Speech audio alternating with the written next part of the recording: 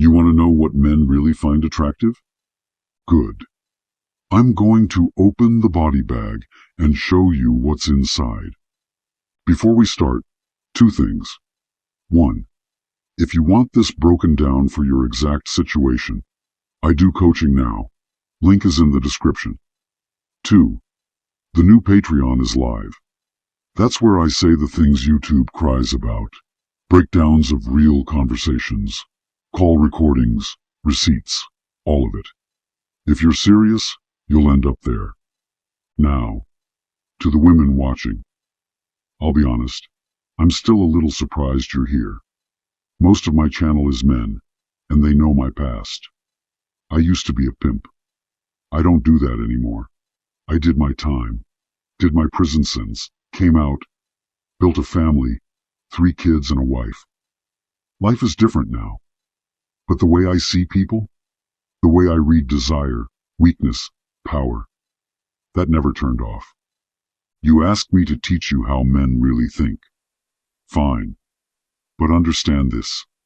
I'm not here to protect your feelings, and I'm not here to argue in the comments with people who don't like the tone. If you don't want to watch, don't watch.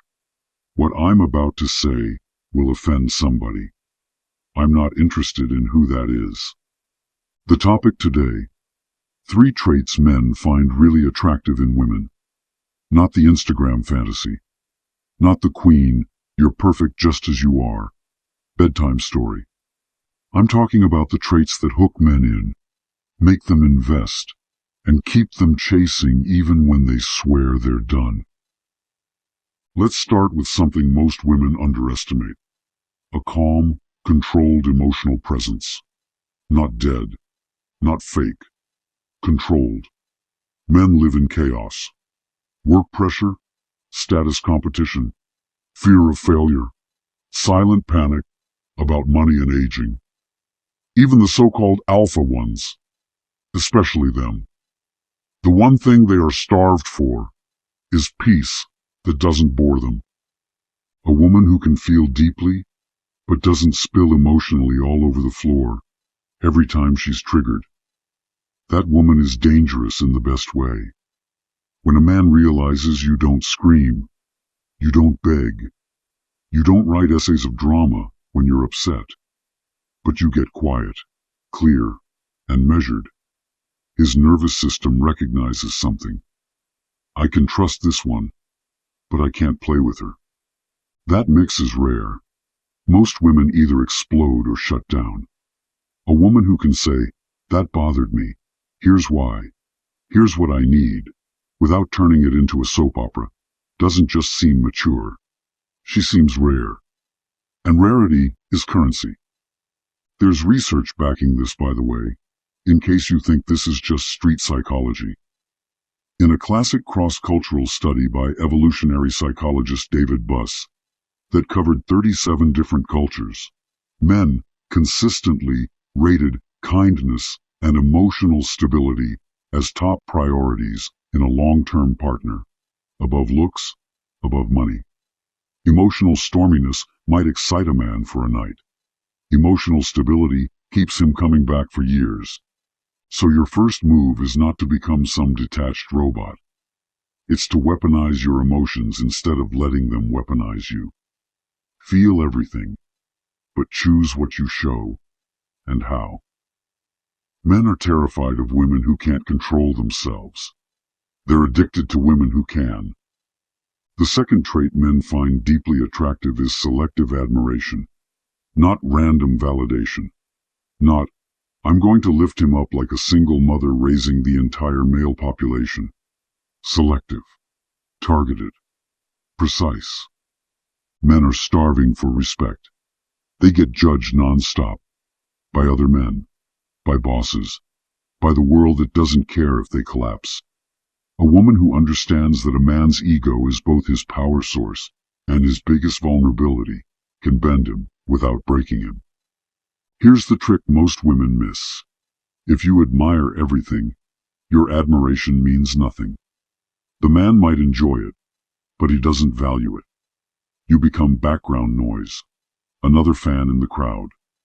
But if you watch him, study him, and then you choose very specific things to praise, the way he handled a difficult situation calmly, the way he stuck to a plan, the way he controlled himself when another man would have exploded, that hits him in a place even he doesn't talk about.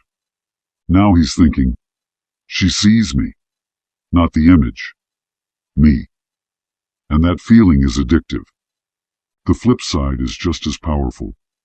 When he knows that same woman can withdraw that admiration if he slips into weakness, laziness, or disrespect, he feels it like a cold wind.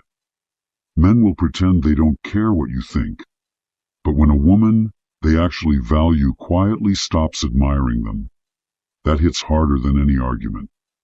So don't be his cheerleader. Be his critic who believes in him. Praise with precision. Withdraw with precision. That tension keeps desire alive far longer than constant unconditional approval. Unconditional love is beautiful. Unconditional respect. That's how you raise man-children. The third trait that hooks men on a level they'll never admit is playful unpredictability, built on solid boundaries. Most women get this wrong. They confuse chaos with mystery. That's not mystery. That's instability, and it gets old fast. The pattern that really pulls men in is this. He can predict your character, but he can't fully predict your moves. He knows you're loyal, but he doesn't always know what you're going to say. He knows you have standards, but he doesn't know exactly where your line is until he tests it. He knows you care, but he can't just snap his fingers and get your attention on command. That makes his brain work. And a working male brain is the birthplace of obsession. Think of the women men talk about for years. The ones they bring up long after they're married to someone else. It's almost never the easiest one. It's the one who kept them slightly off balance. The one who could laugh at them without disrespecting them, disappear for a while without playing childish games, surprise them with softness at moments they expected a fight, or with firmness at moments they expected softness. It's a dance of, you don't fully have me, but you kind of do. Men pretend they want full security, but full security without tension becomes boredom. And boredom is the beginning of betrayal. Don't misunderstand this. I'm not telling you to be toxic. I'm telling you to stop being predictable. Stop doing what every other woman does. Oversharing immediately. Responding instantly. Being eternally available. Narrating your every emotion in real time. Leave blank spaces in the story. Let him work to fill them in. That work is where desire lives. Now, if all of this sounds manipulative, that's because it is. Humans are manipulative. You can either manipulate unconsciously and badly, or consciously and elegantly.